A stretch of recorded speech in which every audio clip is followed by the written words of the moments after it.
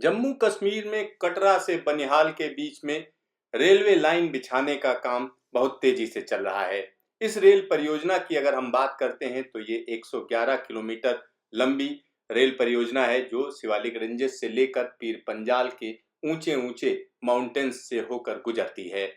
और इस पूरी की पूरी परियोजना का एक बड़ा हिस्सा सिर्फ और सिर्फ सुरंगों से होकर गुजरता है। और यहाँ की सबसे बड़ी खासियत है चेनाब ब्रिज।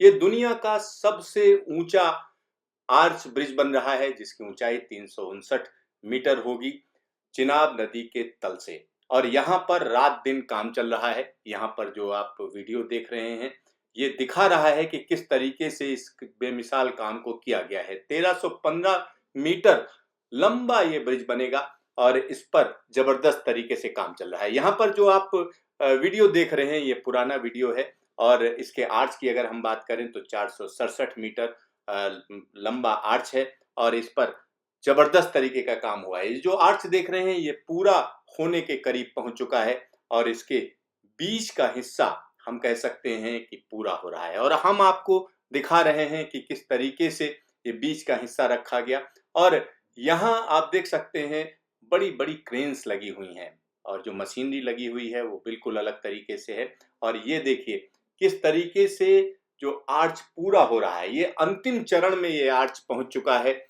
और इसका निचला हिस्सा पूरा कर दिया गया है। अब थोड़ा सा हिस्सा रह गया है, हम कह सकते हैं कि 15 मीटर का हिस्सा है जिसमें ऊपरी वाला जो आर्च है उसको पूरा किया जाएगा। यहाँ पर जो अंतिम हिस्सा रखा गया उसको हम आपको दिखा रहे हैं कि किस तरीके से इसे रखा गया। ये देखिए किस तरीके से इसको फिट किया जा रहा है। आप देख सकते हैं खास तरीके की स्टेनलेस स्टील से बना हुआ पुल है और ये पुल जबरदस्त तरीके से मजबूत बनाया गया है क्योंकि इस पर ट्रेन चलनी है। दूसरी सबसे बड़ी बात है ये जिस इलाके में है वो भूकंप के लिहाज से काफी संवेदनशील है। यहाँ जबरदस्त तरीके से जो मौसम है वो अपना कहर ढाता है। साथ ही यहाँ तापमान में काफी वेरिएशन है। आखिरकार इस पुल की क्या क्या खासियत है ये जानने के लिए हमने नॉर्दर्न रेलवे के जनरल मैनेजर से खास बातचीत की। कटरा बनिहाल रेल मार्ग पर चेनाब ब्रिज का काम अंतिम चरण में शुरू हो चुका है और इस बारे में और ज़्यादा बातचीत करने के लिए हमारे साथ हैं नॉर्दर्न रेलवे के महाप्रबंधक आशुतोष गंगल जी। आइए उनसे बात करते हैं। आशुतोष जी, आपका न्यूज स्टेशन में स्वागत है सर। धन्यवाद, थैंक यू सर। ये जो प्रक्रिया शुरू हुई है इसमें कितना वक्त लगेगा, क्योंकि आर्च की अगर हम बात करते हैं तो एक लंबे समय से सुनते आ रहे हैं आर्च पर काम चल रहा है, आर्च पर काम चल रहा है, कब तक कंप्लीट हो जाएगा? आर्च के बारे में बताने से पहले मैं आपको एक ब्रीफ बैकग्राउंड देना चाहूँगा। ये जो प्रोजेक्ट चल रहा है Udhampur Srinagar Baramulla rail link project, ये भारतीय रेल का अब तक का सबसे कठिन प्रोजेक्ट है क्योंकि यहाँ पे बहुत दुर्गम पहाड़ियों के बीच में, घाटियों के बीच में ये रेल मार्ग बनाया जा रहा है और इतना डिफ़िकल्ट प्रोजेक्ट रेलवे ने कभी इससे पहले अटेम्प्ट नहीं किया था।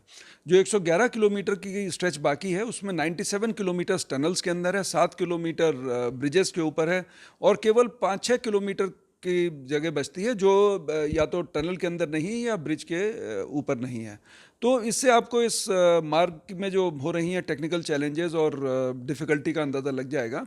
जहाँ तक इस ब्रिज की बात करते हैं तो ये ब्रिज चिनाब नदी के ऊपर स्थित है। एक कौड़ी एंड है और दूसरा बक्कल एंड है। कौड़ी एंड और बक्कल एंड दोनों पे कोई जाने आने का रास्ता नहीं था तो रेलवे ने अपने लिए रोड बनाई और बक्कल एंड पे तो जाना इतना मुश्किल था, वहाँ पे टनल भी बनानी पड़ी हमको उस स्थान तक पहुँचने के लिए और दोनों साइड से कार्य किया गया। इस ब्रिज की बात करें तो ये 1315 मीटर लंबा ब्रिज है और इसमें मेन आर्च 467 मीटर की है। और इस आर्च की विशेषता ये है कि ये जो नीचे रिवर बेड है, रिवर बेड से 360 मीटर की ऊंचाई पे लगभग स्थित है। ये ऊंचाई का अंदाज़ा आप इस बात से भी लगा सकते हैं कि इस ऊंचाई में आईफल टावर भी जो महत्वपूर्ण लैंडमार्क है विश्व का, वो भी इस ऊंचाई से कम है। और इसमें बनाने में बहुत सारी टेक्निकल चैलेंजेस थी वहाँ पे, लेकिन हमने उनको पूरा करते हुए अब आर्च में अंतिम चरण में काम पहुँच गया है। आर्च का क्लोजर शुरू हो गया है। बॉटम से क्लोज आर्च को कल 14 तारीख को आर्च को बॉटम से क्लोज कर दिया गया है और अभी उसमें कार्य जारी रहेगा और आशा है कि हम इस माह के अंत तक इस कार्य को पूरी तरह कर पाएंगे। उसके बाद ब्रिज का निर्माण कार्य आगे प्रारंभ होगा और लगभग 1 वर्ष में हम लोग इस ब्रिज को पूरा कर देंगे और उसके बाद जब रेल लिंकिंग होगी और अन्य जो टनल्स और दूसरे कार्य हो जाएंगे तो रेल लिंकिंग का कार्य भी हो जाएगा। आशुतोष जी, इस पुल को एक इंजीनियरिंग का नायाब नमूना बताया जा रहा है, तो क्या क्या खासियत है इसमें? मटेरियल क्या इस्तेमाल किया गया, साथ ही साथ जैसे आर्च बनाया जा रहा है, इसके ऊपर किस तरीके से बाकी जो रेल पटरी डाली जाएगी उसके लिए क्या क्या सावधानियां बरती जा रही हैं और किस किस तरीके की चीज़ें इस्तेमाल की जा रही हैं? देखिए, इसमें हाई क्वालिटी स्टील इस्तेमाल करा गया है जिससे करोजन ना हो, बिकॉज करोजन जो है इसका मेटल का सबसे बड़ा शत्रु होता है। और उसके लिए उसके ऊपर जो करोजन प्रिवेंशन के लिए पेंटिंग करी गई है, अच्छी तरह की पेंटिंग करी गई है और जो भी मटेरियल आता है उसकी पूरी तरह टेस्टिंग करी जाती है, ब्रिटलनेस की टेस्टिंग करी जाती है और कंपोजिशन की टेस्टिंग करी जाती है, स्ट्रेंथ की टेस्टिंग करी जाती है, जिससे जो भी मटेरियल उसमें जाए वो गुणवत्ता के सभी मानकों पर खरा उतरे और जिससे हमारे को जो फाइनल प्रोडक्ट है जो कि आर्च है वो जैसी हमारी डिज़ाइन वैल्यूज़ है उसके हिसाब से मिले। जहाँ तक ट्रैक का संबंध है, इस एरिया में बेलासलेस ट्रैक बनाया जा रहा है। बेलासलेस ट्रैक की विशेषता यह है कि उसमें मेंटेनेंस की रिक्वायरमेंट काफ़ी कम होती है और जो कैटेनरी भी वो विशेष प्रकार की इस्तेमाल करी जा रही है, ROCS कैटेनरी कहलाती है, जिसमें मेंटेनेंस की रिक्वायरमेंट कम होती है और जिससे हमें टनल की हाइट कम करने में भी मदद मिल सकती है यदि आगे हम उसमें कार्य बढ़ाएंगे। सर, इस ब्रिज के बारे में ये भी कहा जाता है कि अगर इस पर जो है कोई आतंकवादी हमला भी हो जाए तो ब्लास्ट के बाद भी ये बचा रहेगा, ब्लास्ट भी बर्दाश्त कर सकता है। ये जो भी डिज़ाइनिंग करी जाती है वो स्थिति को देखते हुए करी जाती है, लोकल स्थिति को देखते हुए, और चूंकि उस एरिया में पहले इस तरह के वाक़ये हो चुके हैं तो इसमें ब्लास्ट लोड को भी इसमें डिज़ाइन में इंक्लूड किया गया है और उसको देखते हुए भी फाइनल डिज़ाइन किया गया है। सर, इस इलाके में जो जलवायु की अगर हम बात करें तो तापमान माइनस में भी जाते हैं और हम कह सकते हैं दिन में एकदम चढ़ भी जाते हैं, तो जो ये परास मिलता है, मतलब ये जो रेंज मिलती है टेम्परेचर की, इसमें तो ये स्टील घटता बढ़ता रहता होगा, इसको भी ध्यान में रखा गया है? पूरी टेम्परेचर रेंज को देखते हुए डिज़ाइन करी जाती है और ये जो है अपनी जो टेम्परेचर रेंज है उसमें ये पूरी तरह से कार्य करने में सक्षम रहेगा। कोई भी किसी प्रकार की कोई आशंका किसी भी प्रकार की होने की कोई गुंजाइश नहीं है इसमें। ये पूरी टेम्परेचर रेंज जो उस एरिया की है उसके लिए डिज़ाइन करा गया है। सर, चेनाब की जब हम बात करते हैं तो चेनाब एक भयानक नदी है, मतलब अचानक पानी बढ़ता है और अचानक घटता है, तो ऐसी स्थिति में और एक और चीज़ है कि इसमें इस इलाके को सीस्मिक लिहाज से बड़ा संवेदनशील माना जाता है, तो उसके लिए भी कुछ प्रबंध किए गए? देखिए, ये जोन 5 में आता है और जोन 5 के हिसाब से जो भी प्रिकॉशंस होते हैं डिज़ाइन में, जो पैरामीटर्स लिए जाते हैं वो सारे पैरामीटर्स लिए गए हैं और पूरी तरह से डिज़ाइन जो है वो सीस्मिक कंसिडरेशंस को ध्यान में रखते हुए बनाई गई है। जहाँ तक पानी का संबंध है वो भी हाई फ्लड लेवल और दूसरे जितने भी पैरामीटर्स जो भी वहाँ पे उपलब्ध हैं वो लेके बनाई गई है और जो भी विश्व के सबसे अच्छे कंसल्टेंट हैं इस तरह के, जो अपनी टेक्निकल एक्सेलेंस रखते हैं, जो भारत में जो बड़े बड़े संस्थान हैं, उन सबसे इसको कंसल्ट करा गया है और हमें आशा नहीं, तो पूर्ण विश्वास है कि ये सुरक्षा के सभी मानकों पर पूरी तरह खरा उतरेगा। सर, एक आखिरी सवाल है, कटरा बनिहाल प्रोजेक्ट की जब हम बात करते हैं तो बड़ा महत्वाकांक्षी प्रोजेक्ट है और इसको कब तक जो है आप लोग पूरी तरीके से यहाँ पर ट्रेन चला देंगे?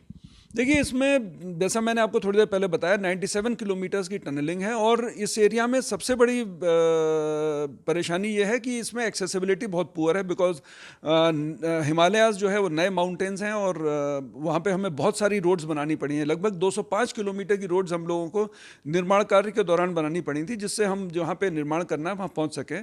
और एक टनल 14 है, उसमें 14 तक पहुँचने के लिए हम लोगों को अभी रोड बना के और एडिट वगैरह बना के हम लोग जनवरी 20 में ही कार्य प्रारंभ कर पाए। तो इस वजह से टनलिंग में थोड़ा वक्त लग रहा है, लेकिन जो 97 किलोमीटर्स की टनलिंग थी उसमें से 84 किलोमीटर्स कंप्लीट हो चुकी है। सेफ्टी के लिए एस्केप टनल्स बनाई जाती है लंबी टनल्स में, जिससे यदि किसी प्रकार की कोई आवश्यकता पड़े तो एस्केप टनल से लोग निकल सकें। और एस्केप टनल में भी 66 किलोमीटर की एस्केप टनल में से 56 किलोमीटर बन चुकी हैं। तो ये इससे आपको ये स्पष्ट हो जाएगा कि कार्य जो है काफ़ी एडवांस स्टेज में पहुंच गया है और अभी जो कार्य चल रहा है वो जितनी मैक्सिमम पॉसिबल स्पीड है उसको देखते हुए चल रहा है, क्योंकि ये बड़े सेंसिटिव माउंटेन्स हैं और हम लोगों को सेफ्टी का बहुत ध्यान रखना पड़ता है, क्योंकि टनल में बहुत तेज़ी से आप काम नहीं कर सकते। तो इसको देखते हुए हम लोग जो मानक हम लोगों को विशेषज्ञों ने बताए हैं उसके हिसाब से हम लोग कार्य कर रहे हैं। और आशा यही है कि हम लोग टनलिंग का कार्य जो हम लोगों ने अपने लिए टारगेट रखा है उसके हिसाब से पूरा कर लेंगे। हम लोग कोशिश यही कर रहे हैं कि इसको टनलिंग को जल्दी से जल्दी पूरा कर सकें, जिससे आगे का जो कार्य है और CRS इंस्पेक्शन वगैरह है उसको समय से करा लें। हम लोग रेलवे बोर्ड ने जो हम लोगों को टारगेट्स दिए हैं उसके हिसाब से हम लोग कोशिश ये कर रहे हैं कि इसको 2023 में के अर्ली पार्ट में या मिड पार्ट में हम लोग पूरा कर पाएँ। आशुतोष जी, आपका ढेर सारा धन्यवाद न्यूज स्टेशन से बातचीत के लिए। धन्यवाद। तो यहाँ पर आप समझ सकते हैं कि ये प्रोजेक्ट अपने आप में ज़बरदस्त है।